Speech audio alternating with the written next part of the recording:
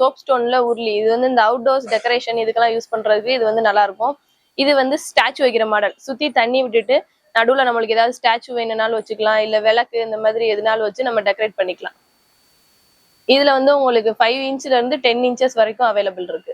அடுத்து பாக்குறது என்னன்னு பாத்தீங்கன்னா சோப் ஸ்டோன்லயே லேம்ப் மாடல் உருளி. இதுல வந்து நம்ம சுத்தி தண்ணி விட்டு பூ போட்டு நடுவுல விளக்கு வச்சுக்கலாம். இதுலயும் உங்களுக்கு 4 சைசஸ் வந்து அவைலபிள் இருக்கு.